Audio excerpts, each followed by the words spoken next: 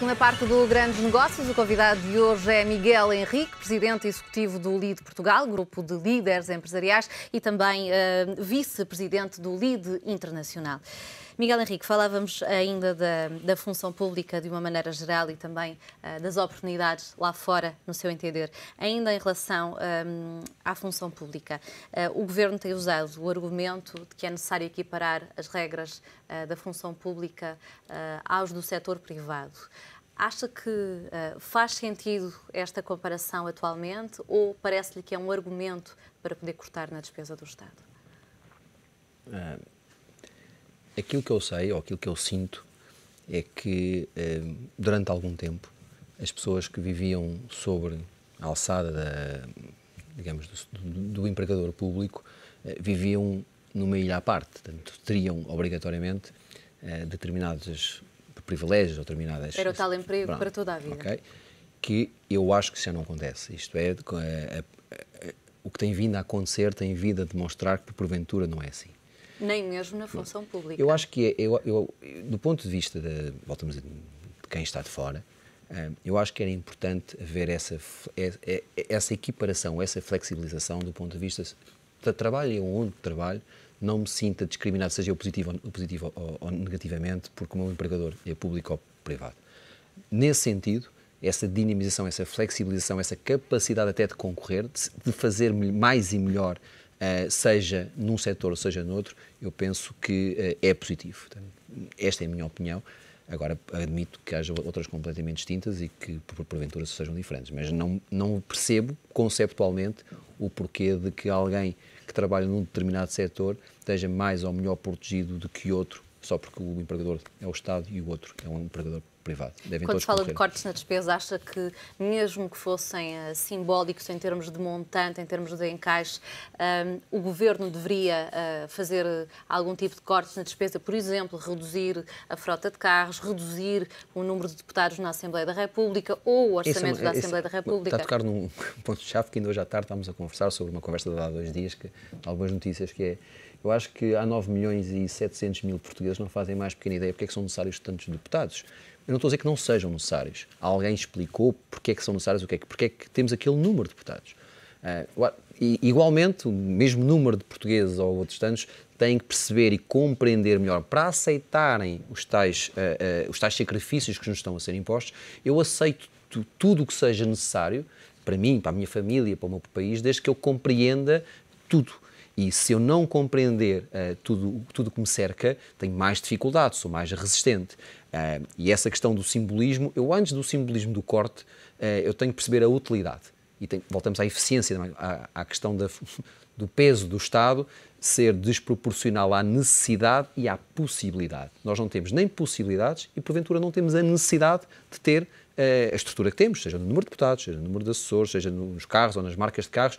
Não é isso que me preocupa se o carro é A, B ou C. É necessário. Porque é que é necessário? Por exemplo, é necessário o gabinete do Primeiro-Ministro ter 22 veículos? Tinha 35, reduziu agora para 22. Eu não sei. Há que explicar. Estou só a levantar uma questão. Há que explicar. Não gosto de ser demagógico no sentido que são 22 carros ou 25 ou só são 23. Não, estes são números do relatório sim, da Agência Nacional de Compras Públicas. Não tem capacidade. Eu acho que a esmagadora maioria dos comentadores, ou das pessoas que aparecem para comentar, também não tem essa capacidade de saber se são 22 ou são 20 ou são 25. Eu acho é que tem que haver a capacidade do Governo de comunicar e de explicar e de enquadrar, para todos nós percebermos. Se percebermos, ok, são precisos 22 carros. Porque este Governo, em particular o PSD, fez campanha em prol da transparência. Tem visto essa transparência? Tenho visto muita dificuldade. Se tem tentado ser transparente, tem tido uma dificuldade enorme, tem tido uma névoa muito grande, sem dúvida alguma. Há medidas que não são fáceis de explicar, há outras que, quando estão a ser explicadas, têm havido alguma inabilidade e tornam-se más, da maneira como as pretendem explicar ao povo e às pessoas. Agora, transparência é fundamental em todo este processo, todo. Porque só assim é que as pessoas... E é uma coisa que não podemos perder, que é alguma paz social, é alguma compreensão. Isso é fundamental em todo este processo. Estaremos a perdê-la, a julgar pelas últimas manifestações. As pessoas começam a ficar saturadas de não perceberem, de não compreenderem. Mas veja, eu acho que não é tão complicado assim. Eu tenho 2 filhos, um com 10, outro com 12 anos, e se eu lhes proibir só por proibir, as coisas não vão funcionar. Se eu, antes de lhes proibir, explicar porque é que eu não lhe posso deixar fazer, são facilmente aceitos e eu não corro o risco de ter uma revolta infantil em casa. É igual, é igual. O que eu quero dizer é que não quero tratar o povo, nem as pessoas, nem os cidadãos por crianças, quero explicar que se nós somos humanos e se nos explicarem de forma racional, lógica e compreensível, aceitamos. Se não explicarem, nos quererem impor algo pela força, naturalmente somos resistentes e a resistência pode dar... O próprio Primeiro-Ministro disse várias vezes, antes de o ser, durante a campanha eleitoral, que o caminho da consolidação orçamental, disse-o inclusive aqui numa entrevista ao ETV, que o caminho não era através do aumento de impostos sobre as famílias, sobre as empresas. O que é que lhe parece que mudou? A realidade ou o discurso político? Não, a realidade eu acho que toda a gente sabia que as coisas... Recordando essas frases, das duas, uma. Ou a pessoa não fazia mais pequena ideia onde é que estava a meter, o que não deveria ser o caso, ou então estava a dizer aquilo que era necessário para um determinado objetivo, que era ganhar um determinado ato eleitoral, sabemos que não é só aqui, é em mais partes. Agora, eu acho que todas as pessoas, com o mínimo de senso, e a partir do momento em que perceberam a situação do país e o valor da fatura, tinham a noção de que haveria sacrifícios a fazer. Só que esse sacrifício tem que ser feito pelos dois lados, seja no lado da receita, do ponto de vista do Estado, que somos nós a pagar, seja do lado da despesa, principalmente da despesa que é ineficiente, a despesa que não origina nem a proteção social a quem precisa, nem a criação de oportunidades de riqueza e de crescimento económico. Esse é o trabalho que os cidadãos portugueses pedem aos seus governantes e é aquilo que se espera que eles façam. O próprio FMI veio reconhecer ontem que errou ao calcular o impacto da austeridade na economia, que por cada euro de austeridade, diz este relatório, o PIB perde entre 0,9 a 1,7 euros, 1,70 € e não os 50 cêntimos estimados inicialmente. O FMI é uma das 3 instituições representadas na Troika. Podemos, em teoria, por isto... é mais benevolente connosco. Em teoria, pelo menos. Podemos com isto questionar a receita da Troika? Será que se o FMI se engana e vem assumir que se engana no impacto, se a Grécia seguiu esta receita, nós seguimos esta receita, será que estamos no caminho certo? Eu não sou economista, mas também faço parte de uma área... Os economistas também erram. É isso que eu ia dizer, faço parte de uma área de trabalho que é o de direito, que também não é uma ciência exata. Não sendo uma ciência exata, não sendo economista, percebo que, porventura, qualquer previsão, como qualquer tese jurídica, é falível. O que se pede, face à importância, é que ela seja, e quando digo esses estudos e essas medidas, elas sejam dotadas de maior rigor e do maior rigor possível. Do ponto de vista de se a solução ou se a medida em relação do ponto de vista da reestruturação de todo o nosso modelo de vida, porque isto não é só uma consolidação orçamental, isto é a remodelação, isto é a reorganização da nossa vida. Nós temos que viver de maneira diferente. Estão-nos a ensinar à força e de uma maneira muito rápida que temos que viver de maneira diferente. E eu acho que esse é que tem sido o processo mais difícil, à força, à bruta e rapidamente, querer que se mude de paradigma, que se mude de modelo, que se mude de modelo estrutural do ponto de vista do pensamento, da maneira de estar. Nós temos alguns colegas e amigos brasileiros e angolanos e moçambicanos. E não é só o pensamento, estamos a falar, por exemplo, também de alguém que pode passar a pagar de 20 euros para 1000 euros de IMI. Antes de chegarmos a essa questão, e vamos falar da questão dos impostos, nomeadamente o IMI, o IRS e o IRC, porque põe tudo um bocadinho no mesmo saco do ponto de vista da carga fiscal, e acho que cada um dos impostos, nomeadamente estes 3, tem um tratamento ou deve ter um tratamento diferenciado, uma análise diferenciada. Estava a dizer que ainda alguns amigos meus brasileiros que estavam cá há cerca de uma semana e meia diziam que a nossa crise era um espetáculo para eles, porque do ponto de vista de proteção, do ponto de vista de garantias do que nós temos sociais, do ponto de vista da saúde, do ponto de vista da educação, da assistência social, aquilo que ainda nos vai ficar é muito mais do que eles têm. Portanto, há este equilíbrio. Hoje em dia temos que perceber que o mundo está a mudar, já mudou, não é está a mudar, já mudou, e nós temos que rapidamente perceber como é que nos posicionamos dele e como é que tiramos o melhor proveito. A riqueza que existia em mercados tradicionais, na Europa, nos Estados Unidos, começa a passar um bocadinho para o hemisfério sul, começa a ir para outros continentes, que eu conheço há muitos anos, há 15 e 20 anos que trabalho fora de Portugal, e vejo que a riqueza está a aparecer lá. As pessoas há pessoas que estão a sair da pobreza, há crianças que estão a chegar à escola, há hospitais que estão a ser criados, há a segurança social que está a ser criada, e há aqui um equilíbrio. Portanto, nós estamos a perder, alguém está a ganhar, e esta visão, para nós pode ser difícil, mas há a perceber que isto é um ciclo que não vamos conseguir alterar. podemos é ter a capacidade de nos posicionar e nos adaptar e beneficiar o máximo possível desta alteração. Mas a alteração já ocorreu. Nós agora estamos a entrar no comboio, já entramos e agora... Como é que os portugueses se adaptam? Não são os portugueses, são os europeus.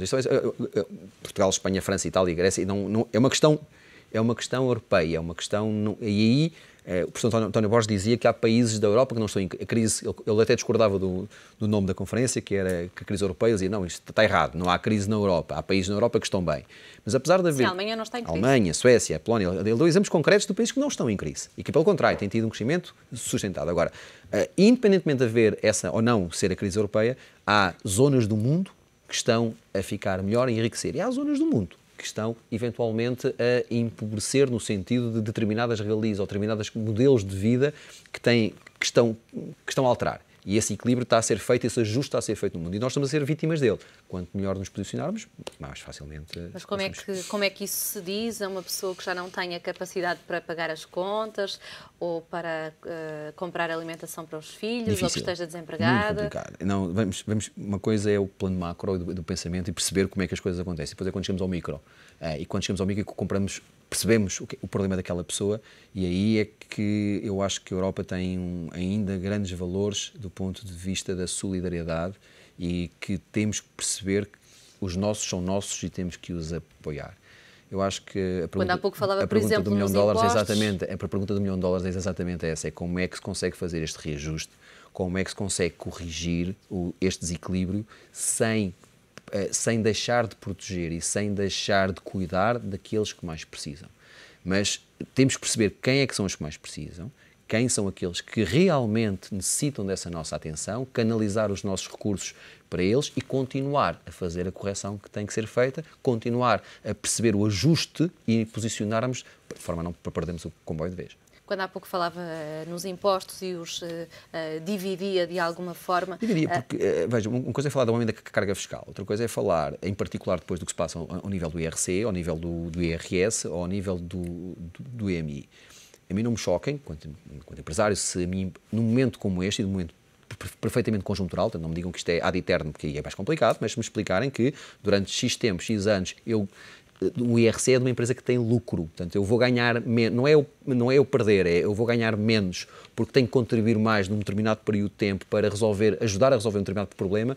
Ok, isto é mais falamos no IRS, que deixamos de ter 8 escalões e passamos para 5... Quando falamos do IRS, enquanto uma pessoa da classe média começa a perceber, que é uma conta que às vezes muitas pessoas fazem, que é eu trabalho janeiro, fevereiro, março, abril, maio, e todo o trabalho que eu fiz, todo o dinheiro que eu ganhei, ainda não pus €1 em casa, porque 1/4, 1/5, 50% do trabalho ao longo do ano eu não consigo levá-lo para casa porque tenho que o entregar, começa a ser depois difícil de gerir tudo isto. Há que perceber para que é que serve este esforço?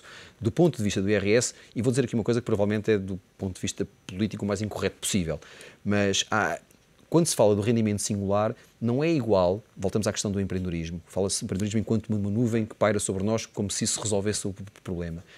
Há que criar fórmulas para incentivar o risco, para incentivar a propensão, porque quando se é empreendedor está-se a criar uma empresa, se criar uma empresa estou a criar, se calhar, postos de trabalho para terceiros. Como é que se pode incentivar isso?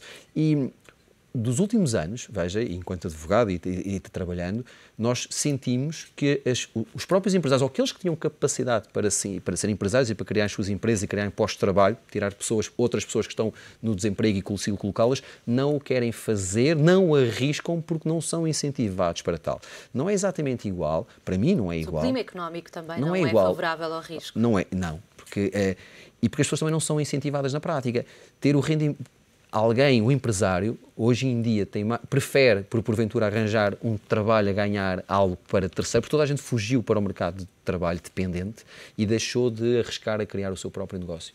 E teria que haver aqui em sede IRS, ou esta carga fiscal, teria que ser diferente entre aquilo que é o rendimento de trabalho dependente e aquilo que eu trabalho para terceiro e tenho essa segurança, corra bem ou mal, eu vou receber o meu salário, ou aquele que ajuda o país e ajuda a criar emprego e a criar riqueza, arriscando o seu negócio. E deveria haver aqui alguma atenção. Incentivos ao empreendedorismo, também é preciso preciso haver financiamento. E chegamos a outra questão, mas não sei se temos um programa ou dois para falar. Porque não, já só temos 10 minutos. Então isso é outro programa, é a questão da falta de capacidade de financiamento em relação ao setor económico.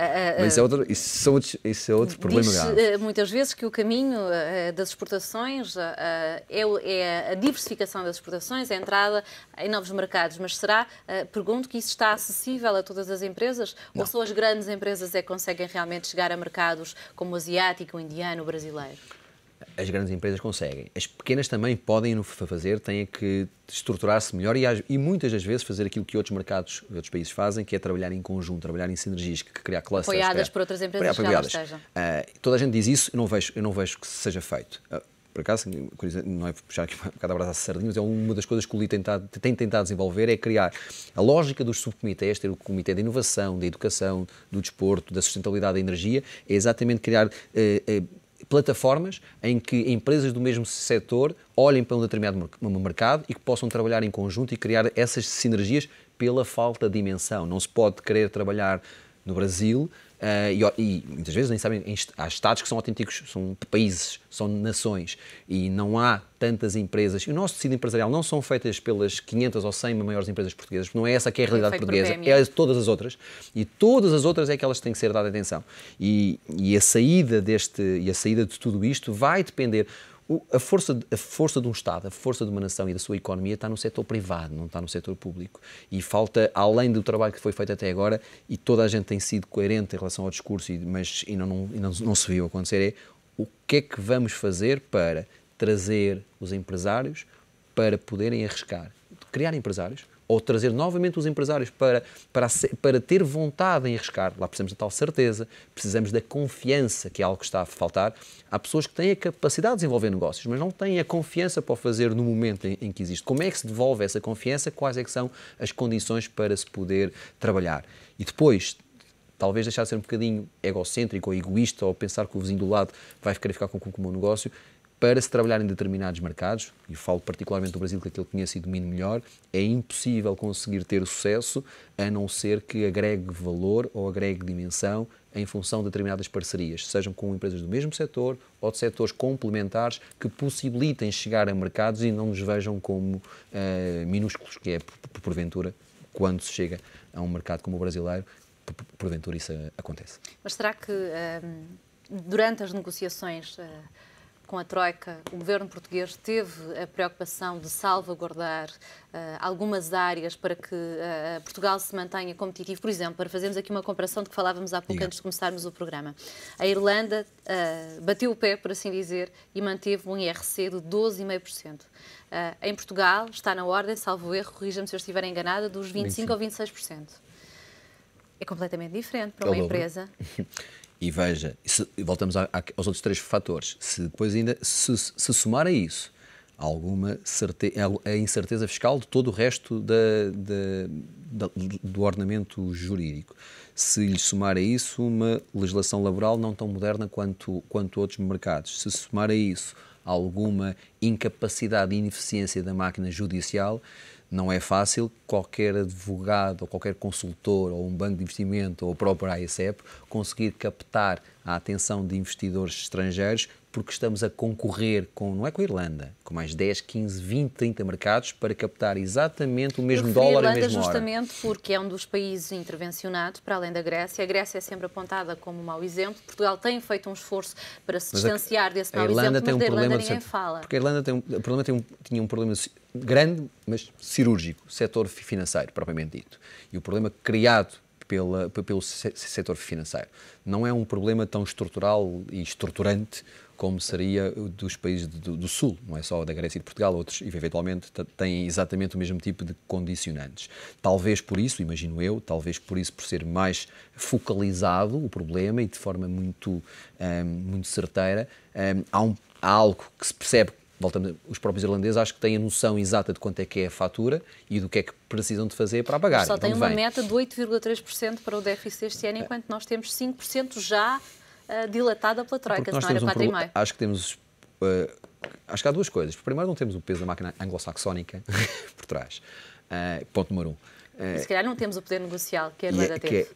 Que é a máquina anglo-saxónica e tudo o que isso representa, porventura, em sede de discussão é estas mesas quando as coisas acontecem. Partindo do pressuposto que isso pode ser também um fator, há um outro que tem a ver com, obrigatoriamente, volto a dizer, os problemas estruturais. O que nós devemos ver é que isto pode ser uma oportunidade para corrigir erros anteriores, tentá-los corrigir o mais depressa possível, sem que isso leve a que os tais setores mais carenciados se sintam perfeitamente desprotegidos, mas a última mensagem era que se veja isto como uma oportunidade para corrigir e não cometer os mesmos erros. E que nos digam, por favor, de forma clara, aonde é que está a saída, para onde é que devemos ir, que nos liderem, que nos encaminhem, porque é isso que os empresários e o setor privado deste país precisam. Miguel Henrique, muito obrigada por esta entrevista no Grandes Negócios. É então o ponto final deste Grandes Negócios. A partir da próxima semana, o Grandes Negócios regressa num novo formato, dedicado em particular ao mundo empresarial, mas continua aqui todas as semanas no ETV.